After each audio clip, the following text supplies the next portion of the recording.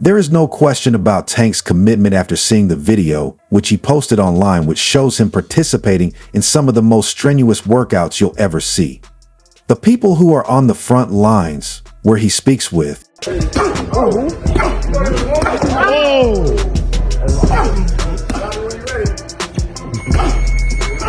30 seconds. In case there was any doubt about his next course of action, Davis just made it very apparent. For Lamont Roach Jr., this might mean problems. Big trouble. Tank will defend his WBA lightweight championship against the opponent on March 1. Roach must be reconsidering his strategy after witnessing this degree of preparation, even if he may have been confident coming into today. What have Shakur done?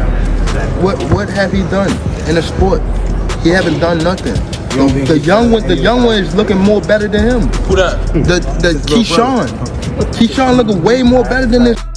I keep screaming his name. He haven't done nothing. Keyshawn haven't even done nothing. So what do you say to those? Y'all keep saying. For a brief moment, it seemed like the highly anticipated fight might not happen at all. Tank Davis had fans and analysts scratching their heads when he hinted that the bout could be off. With so much on the line, especially considering Roach's step up from 130 pounds, this is a major challenge, one even the most talented fighters. The last couple days, Gervonta Davis has released footage of him in fight camp. He looks motivated, he looks focused. You're seeing him doing calisthenics, a lot of different sort of functional body weight movements with a little bit of... However, Tank has successfully made similar jumps before and emerged victorious. Hector Garcia attempted the same against Davis, but ended up stopped in a dominating display from Tank. Will Roach face the same fate? Based on Davis's current form, it's hard to imagine otherwise. The footage of Tank's training has been nothing short of breathtaking. He looks sharper and more focused than ever before. Every movement he makes in preparation for this fight shows a man on a mission, not just a fighter getting ready for a bout. This is Tank making a statement. He's not here to play around. His physical preparation has earned widespread praise, but his choice of opponents continues to raise questions. Still, Tank's dominance in the ring and his determination to prove himself make it hard to bet against him in this showdown. And I respect him. He know what it is going up against Tank Davis, though. He definitely knows what that looks like. And he's a warrior at heart. He's a champion. And Tank's not going to sit around and wait. And so if it pops off, it pops off. If it doesn't, the show. Critics have long argued that Gervonta Davis isn't taking on the top contenders in his division, including high-profile names like Shakur Stevenson, Devin Haney, and Teofimo Lopez. These big fights remain elusive, and fans are growing impatient, especially when it comes to the much-anticipated showdown with Stevenson. Stevenson, an undefeated 3-division champion, has been impressing the boxing world with his skill and precision. Stevenson, he's set to face Floyd Schofield on February 22nd, and a victory will only increase the cause for a fight with Davis. Mike Davis, the heavyweight, the boxing champ of the UFC, has gotten to a stage in his career where he has said. Tank, however, has been playing it cool. While he's hinted at a willingness to face Stevenson, he's also downplayed the fight, claiming Shakur doesn't possess any special skills. This is a bold statement, especially given Stevenson's flawless record and reputation as one of boxing's most technically gifted fighters. It seems Tank enjoys keeping fans on edge, but the patience of boxing enthusiasts is wearing thin. Shakur's nickname, Sturgis, is as clear as his badline. His Kansas City roots are leaving the neighborhood as he transitions from boxing to wrestling. They want clarity, they want the big fights, and they want them now. The pressure is mounting for Davis to step up and deliver the high-stakes matchups fans are eagerly awaiting. Region 3, my nigga, like we've been like that, you know what I'm saying? From DC to South Florida, all of us like that, right? So we've known each other, don't act like we never did. My whole thing is like, you know I'm like that. Is there anything you want to say? No, for real. Everything I say, I do, no matter what it is. Is there anything you want to say to... Gervonta Davis is facing more than just opponents in the ring. He's also confronting the high expectations of boxing fans worldwide. His recent announcement that he plans to retire in 2025 after just 3 more fights has sparked intense debate. Many are questioning whether he's leaving the sport too soon and if his legacy will feel incomplete if he doesn't face the biggest names in boxing. While Davis has focused on a potential rematch with Ryan Garcia, a fighter he already defeated, some fans wonder if new challenges, such as matches against Devin Haney, Shakur Stevenson, or Teofimo Lopez, would do more to solidify his place in boxing history. Leonard Ellerbe, Davis's longtime advisor, has come to his defense, emphasizing that Tank has earned the right to make his own decisions. Ellerbe points out that Davis's priorities have shifted since becoming a father, and now he's focused on building a life beyond boxing. The physical and mental toll of the sport is immense, and Ellerbe explained how many fighters sacrifice their health for a career that often doesn't offer much in return. The goal is to make his mark and retire while still in good health, prioritizing his future and family over further boxing glory. With a son now in his life, Davis's perspective has changed. As Ellerbe states, there's more to life than boxing. My hands, before I go see Tank, I gotta get shots in my hands. And I gotta make sure my hands is right, cause I don't dumb him down with punches. I let him do it. You know what I'm saying? And he get to you alright? You alright? Yeah. It work. I just feel sorry for them guys that really pushed the button.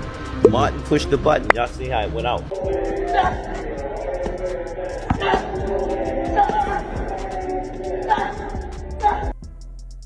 While fans may never be fully satisfied and always want more, Tank's decision to walk away while he's still healthy is a decision every fighter should consider.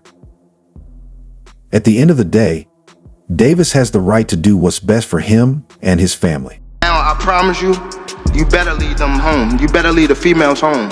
On my mother, you better lead the females home and the kids. It's hard not to wonder what would happen if Tank Davis took on the biggest challenges in boxing. A fight with Shakur Stevenson would be electric. The build-up, the trash talk, the clash of styles, that could be a fight for the ages. Or imagine him moving up to 140 to face Devin Haney or Teofimo Lopez. Those matchups would solidify his legacy as one of the all-time greats. But maybe Tank isn't focused on that. As you would know, while battling the limited resources of 240 pounds, the skill level of Smith is competitive with the best in the world. Perhaps he's content with what he's already achieved and wants to leave the sport on his own terms while still at the top. People just go away and be... But you specifically? Me? First of all, I get a camp house, out here. Like day one in the camp, I start running probably like, it's different times. I might don't feel like running in the morning. I might run at night, It all depends what fits you. Like, I run in the morning. If I don't, I'll run at night. Train probably like 2 or 3. If I want to do something again, I train at night. Or I run. And that'll be it. But when I'm in camp, I really don't go outside. Like, it's hard for me to go outside. So I just be in the gym and home. For a very, very big moment, what is your normal day-to-day like at this time of a camp? I'm also a night person, but I might go to sleep probably around like 3 to 4. Probably wake up probably like 11, get my run in, and then eat, probably lay back down, and then wake up probably like 6 or 7 and get my night workout in. Damn, so you're doing 2 a days. It's a decision only Tank can make, and it will define how he's remembered in the future. Whatever path he chooses, his legacy will always be a hot topic in boxing discussions. And I mean, it's going to go, Tank going to be losing the first 3 rounds, then he's going to download the data, then he going to knock this dude out in round 7 or 8, then he going to do the backflip, then Jim Gray's going to get in the ring, or Caleb Plant's wife and say, who do you want next? And Tank's going to say, I want all those guys. And they're going to go to the press conference, and Elliot Setback's going to say, who do you want next? He say, I want all the guys. The lines are currently on March 1st, when Lamont Roach Jr. faces off against Gervonta Davis. Roach has a steep hill to climb, and from the looks of it, Tank is determined to make the climb even harder. The training footage Davis has shared recently isn't just about physical preparation. It's a glimpse into his mindset, showing a fighter who's not only aiming to win, but to dominate. One particular training clip stands out. Tank is seen tossing a medicine ball in a way that's far from the typical gym routine. Unlike the usual method of throwing the ball against the wall, Tank's version is more complex, involving precise coordination, rhythm, and an incredible blend of strength and endurance. This unique exercise, which targets both the core and upper body simultaneously, is a grueling test of stability, power, and resilience. For the casual fan, it might seem unusual or even bizarre, but for those who understand boxing and physical conditioning, it's nothing short of brilliant. A strong core in boxing isn't just about having visible abs. It's about being able to generate power, maintain stability, and withstand the brutal forces exchanged in the ring. Davis, famous for his devastating body shots, knows just how crucial it is to fortify this area. One fan aptly commented on the footage, "It's no wonder his punches hit like a truck." Another joked, "I'd tap out just watching this." This kind of training reveals a lot about Tank's approach to boxing. While many boxers stick to the basics, shadow boxing, heavy bag work, and sparring, Davis takes it up a notch, constantly innovating and finding ways to push his body to its limits. Whether it's absorbing powerful shots or delivering punches with ferocity, Davis's unconventional methods of preparation are setting him apart from the competition. The training clips aren't just a show of strength. They're a clear message that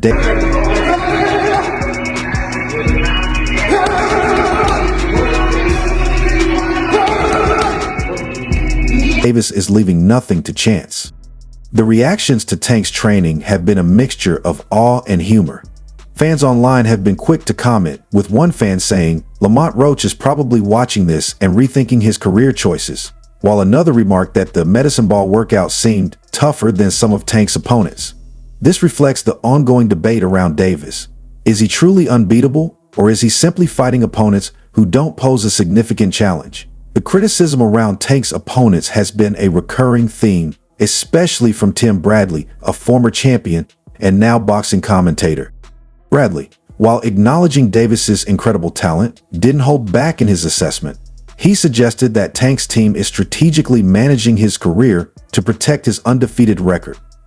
According to Bradley, Davis is being kept away from the toughest competition in the division, a sentiment that has gained traction as Davis continues to avoid potential matchups with top-tier fighters like Shakur Stevenson, Devin Haney, and Teofimo Lopez. Bradley's remarks have sparked considerable discussion, particularly when he stated that Tank's team is protecting him and that he's in protective custody over at PBC. While Bradley's criticism isn't new, it's worth considering given the current landscape of the lightweight division. Stevenson, for example, is an undefeated two-division world champion, widely regarded as one of the most skilled boxers of his generation. A showdown between him and Tank would be a dream fight for fans, but so far, it's remained just that, a dream. There have been accusations that Davis's team has worked behind the scenes to avoid such matchups, either by imposing conditions that heavily favor Davis or by sidelining negotiations altogether. In particular, critics point to the weight stipulations that have been a part of the discussions surrounding some of Tank's potential fights. These weight games, along with other terms, have prevented some highly anticipated matchups from becoming a reality. As Davis continues to rack up wins, his critics remain vocal about the lack of major challenges in his career, fueling the debate about whether he's truly the best in the division or simply benefiting from a carefully managed path to success.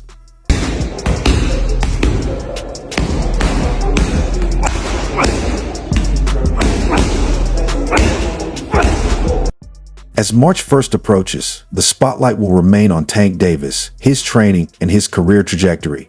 While he's undoubtedly an impressive talent, questions about his opponents and the true level of competition he's faced will continue to linger. I'm gonna beat his ass if y'all talking. Y'all better be quiet.